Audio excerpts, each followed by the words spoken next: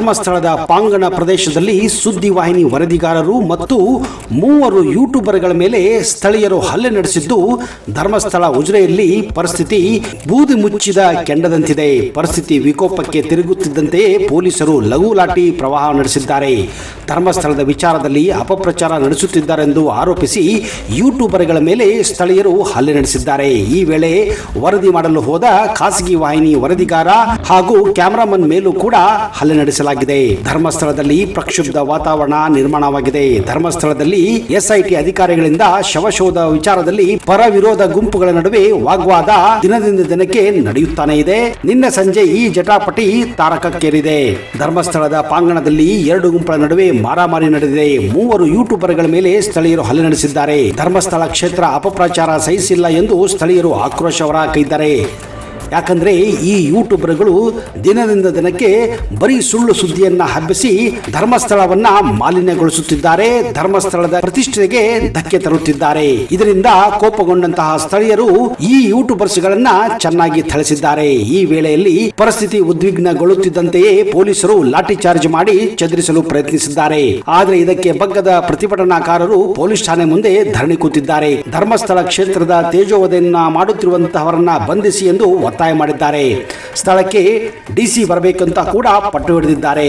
ಈ ಸಮಯದಲ್ಲಿ ಪರಿಸ್ಥಿತಿಯನ್ನ ಕಂಡುಕೊಂಡಂತಹ ಧರ್ಮಸ್ಥಳ ಪೊಲೀಸ್ ಠಾಣೆಗೆ ದಕ್ಷಿಣ ಕನ್ನಡ ಜಿಲ್ಲಾ ಎಸ್ಪಿ ಡಾಕ್ಟರ್ ಅರುಣ್ ಕುಮಾರ್ ಭೇಟಿ ನೀಡಿದ್ದಾರೆ. ಈ ಹಲ್ಲೆಗೆ ಪ್ರಕರಣಕ್ಕೆ ಸಂಬಂಧಿಸಿದಂತೆ ಸಮೀರ್ ಎಂಡಿ, ಮಹೇಶ್ ತಿಮರೋಡಿ ಸೇರಿದಂತೆ 4 ವಿರುದ್ಧ ಎಫ್ಐಆರ್ ದಾಖಲಾಗಿದೆ. ಯೂಟ್ಯೂಬರ್ಸ್ ಮೇಲೆ ಹಲ್ಲೆಯ ಸುದ್ದಿ ಕೇಳಿ ಹೋಗಿದ್ದ ಸುದ್ದಿವಾಹಿನಿ ವರದಿಗಾರರ ತಂಡದ ಮೇಲೆ ಉಜಿರೆಯ ಬೆನಕ ಆಸ್ಪತ್ರೆ ಮುಂಭಾಗ ಹಲ್ಲೆ ನಡೆದಿತ್ತು. ಇಬ್ಬರ ಮೇಲೆ ಮಹೇಶ್ ತಿಮರೋಡಿ ಬೆಂಬಲಿಗರಿಂದ ಹಲ್ಲೆಯಾಗಿದೆ. ಹರೀಶ್ ಎಂಬುವರು ನೀಡಿದ ದೂರಿನ ಆಧಾರದ ಮೇಲೆ ಬೆಳ್ತಂಗಡಿ ಪೊಲೀಸ್ ಠಾಣೆಯಲ್ಲಿ ಕೇಸು ದಾಖಲಾಗಿದೆ. ಮಹೇಶ್ ತಿಮರೋಡಿ, ಗಿರೀಶ್ ಮಟ್ಟಣ್ಣವರ್, ಸಮೀರ್ ಎಂಡಿ, ಜಯಂತ್ ಟಿ ಸೇರಿದಂತೆ ಹಲವರ ವಿರುದ್ಧ ಎಫ್ಐಆರ್ ದಾಖಲಾಗಿದೆ. ಅಷ್ಟಕ್ಕೂ ಈ ಎಫ್ಐಆರ್ ಅಂದ್ರೇನು ಅನ್ನೋದನ್ನ ತಿಳಿದುಕೊಳ್ಳೋದು ನಮಗೆ ಮುಖ್ಯ ಆಗಿದೆ ಸ್ನೇಹಿತರೆ. ಯಾಕಂದ್ರೆ ಒಂದಿಲ್ಲ ಒಂದು ದಿನ ನೀವು ಕೂಡ ಪೊಲೀಸ್ ಠಾಣೆಗೆ ಹೋಗಬಹುದು ಅಥವಾ ಪೊಲೀಸರು ನಿಮ್ಮ ಮನೆಗೆ ಕೂಡ ಬರಬಹುದು. ಅಂತಹ ಪರಿಸ್ಥಿತಿ ಜೀವನದಲ್ಲಿ ಬರದೇ ಇರಲಿ ಅಂತ ನಾವು ಕೂಡ ಆಶಿಸುತ್ತೇವೆ. ಆದ್ರೆ ಇವತ್ತಿನ ಜೀವನದ ಜಂಜಾಟದಲ್ಲಿ ಇಂತಹ ಘಟನೆಗಳು ಪ್ರತಿಯೊಬ್ಬರ ಜೀವನದಲ್ಲಿಯೂ ತುಂಬಾನೇ ಕಾಮನ್ ಆಗಿ ಹೋಗಿವೆ. ಹೀಗಾಗಿ ಕೆಲವೊಂದು ನಿಯಮಗಳನ್ನ, ಕಾನೂನಲ್ಲಿ ಬರೆದಂತಹ ಕೆಲವೊಂದು ಪದಗಳನ್ನ ಅರ್ಥ ಮಾಡಿಕೊಳ್ಳೋದು ತುಂಬಾನೇ ಮುಖ್ಯವಾಗಿದೆ. ಬನ್ನಿ ಹಾಗಾದ್ರೆ ಎಫ್ಐಆರ್ ಅಂದ್ರೇನು, ಅದರ ಉದ್ದೇಶವೇನು, ಪೊಲೀಸ್ ಠಾಣೆಗೂ ಎಫ್ಐಆರ್ಗೂ ಏನು ಸಂಬಂಧ, ಎಫ್ಐಆರ್ ಯಾಕೆ ಮುಖ್ಯ, ಎಫ್ಐಆರ್ ಅನ್ನ ಯಾರು ಬರೆಯುತ್ತಾರೆ, ಇಂತಹ 106 ಪ್ರಶ್ನೆಗಳಿಗೆ ಈ ಒಂದು ವಿಡಿಯೋ ಬ್ರೇಕ್ ಹಾಕಲಿದೆ. ಮೊದಲಿಗೆ ಎಫ್ಐಆರ್ ಅಂದರೇನು ಅನ್ನೋದನ್ನ ತಿಳಿದುಕೊಳ್ಳೋಣ.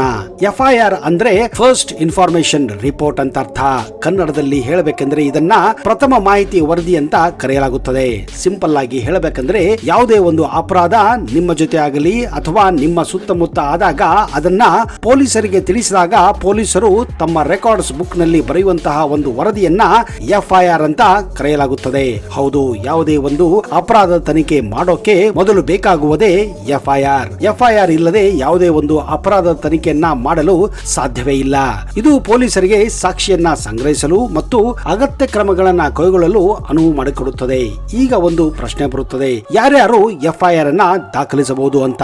ಸಾಮಾನ್ಯವಾಗಿ ಅಪರಾಧದ ಬಲಿಪಶುಗಳು ಅಂದ್ರೆ ವಿಕ್ಟಿಮ್ಸ್ ಅಥವಾ ಅಪರಾಧವನ್ನ ಪ್ರತ್ಯಕ್ಷ ನೋಡಿದಂತವರು ಅಥವಾ ಅಪರಾಧದ ಬಗ್ಗೆ ಸ್ವಲ್ಪನಾದ್ರೂ ತಿಳಿದವರು ಯಾರಾದ್ರೂ ಎಫ್ಐಆರ್ ಅನ್ನ ಪೊಲೀಸ್ ಠಾಣೆಯಲ್ಲಿ ದಾಖಲಿಸಬಹುದು. ಈಗ ಇನ್ನೊಂದು ಪ್ರಶ್ನೆ ಬರುತ್ತೆ, ಯಾವುದೇ ಒಂದು ಅಪರಾಧ ನಡೆದಾಗ ಎಫ್ಐಆರ್ ಅನ್ನ ಯಾವ ಪೊಲೀಸ್ ಠಾಣೆಯಲ್ಲಿ ದಾಖಲ ಮಾಡಬೇಕು ಅಂತ. ಸಾಮಾನ್ಯವಾಗಿ ಅಪರಾಧ ನಡೆದ ಪ್ರದೇಶದ ವ್ಯಾಪ್ತಿಯನ್ನು ಹೊಂದಿರುವ ಪೊಲೀಸ್ ಠಾಣೆಯಲ್ಲಿ ಈ ಎಫ್ಐಆರ್ ಅನ್ನ ದಾಖಲಿಸಬೇಕಾಗುತ್ತದೆ. ಯಾಕಂದ್ರೆ ಯಾವುದೇ ಒಂದು ಪೊಲೀಸ್ ಠಾಣೆಗೆ ತನ್ನದೇ ಆದಂತಹ ಒಂದು ವ್ಯಾಪ್ತಿ ಕೂಡ ಇರುತ್ತದೆ. ಈ ವ್ಯಾಪ್ತಿಗೆ ಬರುವಂತಹ ಪೊಲೀಸ್ ಠಾಣೆಗೆ ಹೋಗಿಯೇ ಎಫ್ಐಆರ್ ಅನ್ನ ದಾಖಲಿಸಬೇಕಾಗುತ್ತದೆ. ಈ ವ್ಯಾಪ್ತಿಗೆ ಸಂಬಂಧಪಟ್ಟ ಪೊಲೀಸರು ಎಫ್ಐಆರ್ ಅನ್ನ ಬರೆದುಕೊಂಡು ಆಮೇಲೆ ಅಪರಾಧ ಸಂಬಂಧಪಟ್ಟ ತನಿಖೆಯನ್ನ ಮಾಡಲು ಆರಂಭಿಸುತ್ತಾರೆ. ಅಷ್ಟಕ್ಕೂ ಪೊಲೀಸರು ಎಫ್ಐಆರ್ ಬರೆಯುವಾಗ ಏನೆಲ್ಲಾ ಪ್ರಶ್ನೆಗಳು ಕೇಳುತ್ತಾರೆ ಹಾಗೂ ಏನೆಲ್ಲ ತಮ್ಮ ಪ್ರಥಮ ವರದಿಯಲ್ಲಿ ಬರೆಯುತ್ತಾರೆ ಅನ್ನೋದು ಕೂಡ ಒಂದು ದೊಡ್ಡ ಪ್ರಶ್ನೆ. ಹೌದು, ಎಫ್ಐಆರ್ ಬರೆಯುವಾಗ ಸಾಮಾನ್ಯವಾಗಿ ಅಪರಾಧ ನಡೆದ ಪ್ರದೇಶ, ಅಪರಾಧದ ವಿವರ, ದಿನಾಂಕ, ಸಮಯ ಮತ್ತು ಅಪರಾಧದ ಸ್ವರೂಪ ಅದರಲ್ಲಿ ಸೇರಿರುತ್ತದೆ. ಒಂದು ವೇಳೆ ಅಪರಾಧಿಯ ಬಗ್ಗೆ ಮಾಹಿತಿ ಕೂಡ ಇದ್ದರೆ ಅದನ್ನು ಕೂಡ ಎಫ್ಐಆರ್ ನಲ್ಲಿ ಸೇರಿಸಲಾಗುತ್ತದೆ.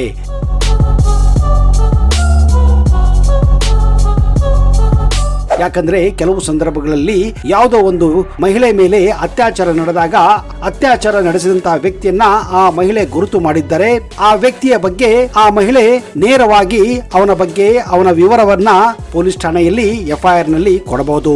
ಇದನ್ನ ಎಫ್ಐಆರ್ ನಲ್ಲಿ ಕೂಡ ಸೇರಿಸಲಾಗುತ್ತದೆ. ಒಮ್ಮೆ ಎಫ್ಐಆರ್ ದಾಖಲಾದ ನಂತರ ಪೊಲೀಸರು ಕಾನೂನುಬದ್ಧವಾಗಿ ಆ ವಿಷಯವನ್ನ ತನಿಖೆ ಮಾಡಬೇಕು ಹಾಗೂ ಅದಕ್ಕೊಂದು ತಾರ್ಕಿಕ ಅಂತ್ಯ ಕೂಡ ಕೊಡಬೇಕಾಗುತ್ತದೆ. ಎಫ್ಐಆರ್ ದಾಖಲಿಸಿದ ವ್ಯಕ್ತಿಗೆ ಅದರ ಒಂದು ಪ್ರತಿಯನ್ನ ಅಂದ್ರೆ ರಿಸಿಪ್ಟ್ ಅಥವಾ ಅಕ್ನಾಲೆಜ್ಮೆಂಟ್ ಅನ್ನ ಕೂಡ ಕೊಡಬೇಕಾಗುತ್ತದೆ.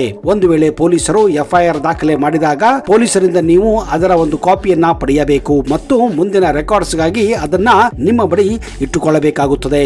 ಇನ್ನೊಂದು ದೊಡ್ಡ ಪ್ರಶ್ನೆ ಏನೆಂದರೆ ಎಫ್ಐಆರ್ ಎಷ್ಟು ದಿನಗಳವರೆಗೆ ಮಾನ್ಯವಾಗಿರುತ್ತದೆ ಅಂತ. ಭಾರತದಲ್ಲಿ ಪ್ರಥಮ ಮಾಹಿತಿ ವರದಿ ಅಂದ್ರೆ ಎಫ್ಐಆರ್ ನಿಗದಿತ ಮುಕ್ತಾಯ ದಿನಾಂಕ ಅಥವಾ ನಿಗದಿತ ಮಾನ್ಯತೆ ಅವಧಿಯನ್ನ ಯಾವತ್ತೂ ಹೊಂದಿರುವುದಿಲ್ಲ. ಅದು ನಿರಂತರವಾಗಿ ಇದ್ದೇ ಇರುತ್ತದೆ.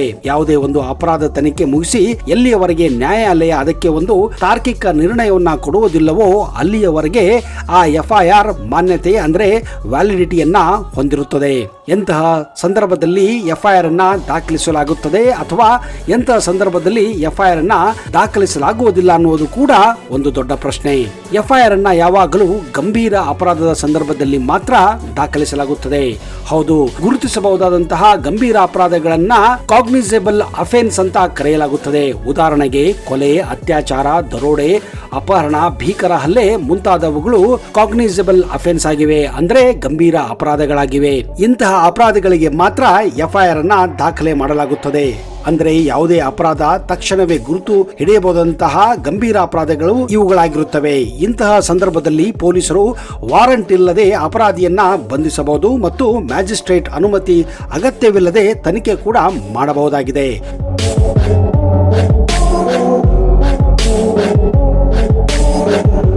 ಇನ್ನು ಕೆಲವು ಸಂದರ್ಭಗಳಲ್ಲಿ ಪೊಲೀಸರು ದಾಖಲೆ ಮಾಡುವುದಿಲ್ಲ. ಇದಕ್ಕೆ ಮ್ಯಾಜಿಸ್ಟ್ರೇಟ್ ಅಥವಾ ಕೋರ್ಟಿನ ಅನುಮತಿ ಕೂಡ ಬೇಕಾಗುತ್ತದೆ. ಕೋರ್ಟ್ ಅನುಮತಿ ಪಡೆದ ನಂತರವೇ ಎಫ್ಐಆರ್ ಅನ್ನ ದಾಖಲೆ ಮಾಡಬಹುದು. ಹಾಗಾದ್ರೆ ಅಂತಹ ಅಪರಾಧಗಳು ಯಾವುದು ಅಂತೀರಾ? ಹೌದು, ಇವುಗಳನ್ನ ನಾನ್ ಕಾಗ್ನಿಸೇಬಲ್ ಅಫೆನ್ಸ್ ಅಂತ ಕರೆಯಲಾಗುತ್ತದೆ. ಅಂದ್ರೆ ಇಂತಹ ಅಪರಾಧಗಳು ನೇರವಾಗಿ ಕಾಣಲು ಸಾಧ್ಯವಾಗುವುದಿಲ್ಲ ಮತ್ತು ಇಂತಹ ಅಪರಾಧಗಳು ಅಷ್ಟೊಂದು ಗಂಭೀರ ಕೂಡ ಆಗಿರುವುದಿಲ್ಲ. ಅಂದ್ರೆ ಇಂತಹ ಅಪರಾಧಿಗಳ ಮೇಲೆ ತಕ್ಷಣವೇ ಯಾವುದೇ ರೀತಿ ತನಿಖೆ ಮಾಡದಿದ್ದರೂ ಮುಂದಿನ ಬರುವ ದಿನಗಳಲ್ಲಿ ಇವುಗಳ ಮೇಲೆ ಆರಾಮವಾಗಿ ತನಿಖೆ ಮಾಡಬಹುದಂತಹ ಅಪರಾಧಗಳಾಗಿವೆ. ಉದಾಹರಣೆಗೆ ಹಲ್ಲೆ, ಹುಡುಗಿಯನ್ನ ಚುಡಾಯಿಸುವುದು, ಮಾನನಷ್ಟ ಮೊಕದ್ದಮೆ, ವಂಚನೆ, ಪಿಕ್ ಪಾಕೆಟ್, ಲಂಚ, ಚೆಕ್ ಬೌನ್ಸ್ ಹಾಗೂ ಇನ್ನು ಹಲವಾರು ಚಿಲ್ಲರೆ ಅಪರಾಧಗಳಿಗೆ ತಕ್ಷಣವೇ ಎಫ್ಐಆರ್ ಬರೆಯಲು ಸಾಧ್ಯವಿಲ್ಲ. ಇದಕ್ಕೆ ಮ್ಯಾಜಿಸ್ಟ್ರೇಟ್ ಅಂದ್ರೆ ಕೋರ್ಟ್ನ ಅನುಮತಿ ಪಡೆದೇ ಎಫ್ಐಆರ್ ಅನ್ನ ದಾಖಲಿಸಬೇಕಾಗುತ್ತದೆ. ಹೀಗಾಗಿ ನೀವು ಪೊಲೀಸ್ ಠಾಣೆಗೆ ಹೋದಾಗ ಪೊಲೀಸರು ಎಫ್ಐಆರ್ ಅನ್ನ ಬರೆಯುವುದಿಲ್ಲ, ಬದಲಾಗಿ ಅವರು ತಮ್ಮ ರೆಕಾರ್ಡ್ ಬುಕ್ ನಲ್ಲಿ ರೆಕಾರ್ಡ್ ಮಾಡಿಕೊಳ್ಳುತ್ತಾರೆ ಅಷ್ಟೇ. ಇನ್ನು ದೂರುದಾರರಿಗೆ ನ್ಯಾಯಾಲಯವನ್ನ ಸಂಪರ್ಕಿಸಲು ಪೊಲೀಸರು ಈ ಸಂದರ್ಭದಲ್ಲಿ ಸಲಹೆ ಕೊಡುತ್ತಾರೆ. ಮೇಲಾಗಿ ನ್ಯಾಯಾಲಯದ ಆದೇಶವಿಲ್ಲದೆ ಪೊಲೀಸರು ಇಂತಹ ಅಪರಾಧದ ಮೇಲೆ ತನಿಖೆ ಆರಂಭಿಸಲು ಕೂಡ ಸಾಧ್ಯವಾಗುವುದಿಲ್ಲ. ಇಂತಹ ಸಂದರ್ಭದಲ್ಲಿ ಆರೋಪಿಯನ್ನ ಬಂಧಿಸಲು ಪೊಲೀಸರಿಗೆ ನ್ಯಾಯಾಲಯದಿಂದ ವಾರಂಟ್ ಕೂಡ ತೆಗೆದುಕೊಳ್ಳೋದು ಅಗತ್ಯವಾಗಿರುತ್ತದೆ. ವಾರಂಟ್ ಇಲ್ಲದೆ ಪೊಲೀಸರು ಯಾವುದೇ ಒಬ್ಬ ವ್ಯಕ್ತಿಯನ್ನ ಅಪರಾಧಿ ಅಂತ ಬಂಧಿಸಲು ಸುಖ ಸುಮ್ಮನೆ ಸಾಧ್ಯವಿಲ್ಲ. ಹೀಗಾಗಿ ನೀವು ಹಲವಾರು ಸಿನಿಮಾಗಳಲ್ಲಿ ಹಲವಾರು ಘಟನೆಗಳಲ್ಲಿ ಇಂತಹ ಒಂದು ಸೀನ್ಗಳನ್ನ ಘಟನೆಗಳನ್ನ ನೋಡಿರಬಹುದು. ಕೆಲವೊಮ್ಮೆ ದೊಡ್ಡ ದೊಡ್ಡ ವ್ಯಕ್ತಿಗಳನ್ನ ಪೊಲೀಸರು ಅರೆಸ್ಟ್ ಮಾಡಲು ಅವರ ಮನೆಗೆ ಹೋದಾಗ ಆ ವ್ಯಕ್ತಿ ನಿಮ್ಮ ಬಳಿ ವಾರಂಟ್ ಇದೆಯಾ ಅಂತ ಪ್ರಶ್ನೆಯನ್ನ ಕೇಳೋದು ನೀವು ಕೂಡ ನೋಡಿರುತ್ತೀರಾ, ಕೇಳಿರುತ್ತೀರಾ. ಕೆಲವೊಮ್ಮೆ ಗುರುತಿಸಲಾಗದಂತಹ ಅಪರಾಧಗಳು ಅಂದ್ರೆ ಕಡಿಮೆ ತೀಕ್ಷ್ಣತೆ ಹೊಂದಿರುವಂತಹ ಅಪರಾಧಗಳನ್ನ ಎರಡೂ ಪಕ್ಷಗಳು ರಾಜಿ ಅಥವಾ ಇತ್ಯರ್ಥಕ್ಕೆ ಪೊಲೀಸರೇ ಅಥವಾ ಕೋರ್ಟುಗಳೇ ಅವಕಾಶ ಕೂಡ ಮಾಡಿಕೊಡಬಹುದು. ಆದರೆ ಒಮ್ಮೆ ಎಫ್ಐಆರ್ ಬರೆದ ಮೇಲೆ ಆ ಪೊಲೀಸ್ ಠಾಣೆ ಹಾಗೂ ಪೊಲೀಸರಿಗೆ ಸಂಬಂಧಪಟ್ಟ ಅಧಿಕಾರಿಗಳು ಆ ಅಪರಾಧವನ್ನ ನಿರ್ದಿಷ್ಟ ಅವಧಿಯಲ್ಲಿ ಅದಕ್ಕೆ ಪರಿಹಾರ ಮಾಡಿಕೊಡಬೇಕಾಗುತ್ತದೆ. ಹೀಗಾಗಿ ಎಫ್ಐಆರ್ ಬರೆಯುವ ಮೊದಲು 10 ಸಾರಿ ಯೋಚನೆ ಮಾಡಿ ಪೊಲೀಸರು ಎಫ್ಐಆರ್ ಅನ್ನ ರೆಕಾರ್ಡ್ ಮಾಡಿಕೊಳ್ಳುತ್ತಾರೆ. ಹಾಗೂ ನೀವು ಕೂಡ ಕಂಪ್ಲೇಂಟ್ ಕೊಡುವಾಗ ಎಫ್ಐಆರ್ ಬರೆಯಬೇಕು ಬೇಡ ಅನ್ನೋದನ್ನ 10 ಸಾರಿ ಯೋಚನೆ ಮಾಡಿ ಕೊಡಬೇಕಾಗುತ್ತದೆ.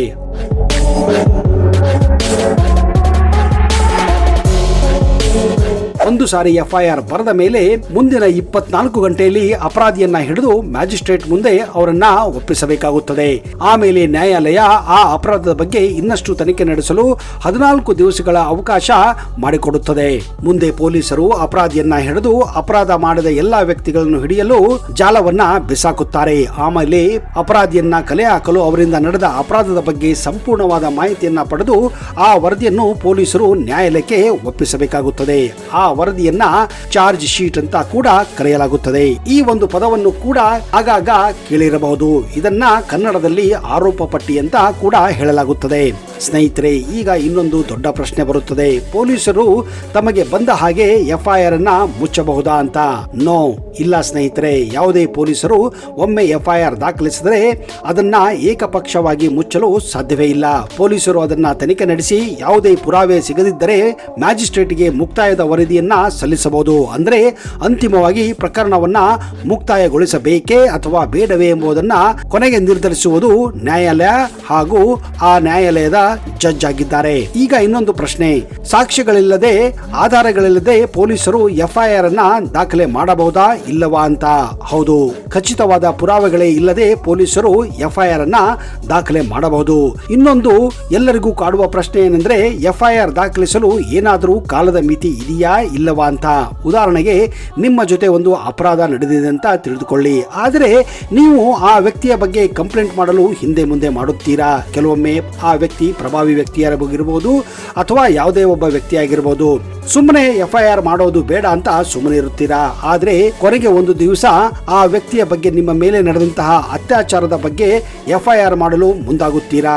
ಮೇ ಬಿ 1 ತಿಂಗಳು, 2 ತಿಂಗಳು, 6 ತಿಂಗಳು, 1 ವರ್ಷ, 5 ವರ್ಷ, ಹೀಗೆ ಅಪರಾಧ ನಡೆದಂತಹ ಸಮಯದಿಂದ ಹಿಡಿದು ಯಾವಾಗ ಬೇಕಾದರೂ ನೀವು ಅತ್ಯಾಚಾರದ ಬಗ್ಗೆ ಅಥವಾ ಅಪರಾಧದ ಬಗ್ಗೆ ಪೊಲೀಸ್ ಠಾಣೆಗೆ ಹೋಗಿ FIR ಕೂಡ ನೀಡಬಹುದಾಗಿದೆ. ಹೌದು ಸ್ನೇಹಿತರೆ, FIR ಬರೆಯಲು ಯಾವುದೇ ಸಮಯದ ಇತಿಮಿತಿ ಇಲ್ಲ. ಅಪರಾಧ ನಡೆದ 1 ವಾರದ ಮೇಲೂ, 6 ತಿಂಗಳ ಮೇಲೂ, ವರ್ಷಗಂಟಲೂ ಕೂಡ ನೀವು FIR ಅನ್ನ ಪೊಲೀಸ್ ಠಾಣೆಯಲ್ಲಿ ದಾಖಲಿಸಬಹುದು. ಈಗ ಇನ್ನೊಂದು ದೊಡ್ಡ ಪ್ರಶ್ನೆ, ಈ FIR ಅನ್ನ ಪೊಲೀಸರು ತಿರಸ್ಕರಿಸಬಹುದಾ ಅಂತ? ಇಲ್ಲ. ಒಂದು ವೇಳೆ ಗುರುತಿಸಬಹುದಂತಹ ಅಪರಾಧ ಇದ್ದರೆ, ಅಂದರೆ ಗಂಭೀರ ಅಪರಾಧ ಇದ್ದರೆ ಪೊಲೀಸರು ಕಾನೂನುಬದ್ಧವಾಗಿ FIR ಅನ್ನ ದಾಖಲಿಸಬೇಕು. ಅವರು ಯಾವುದೇ ಸಂದರ್ಭದಲ್ಲಿ ನಿರಾಕರಿಸಲು ಸಾಧ್ಯವಿಲ್ಲ.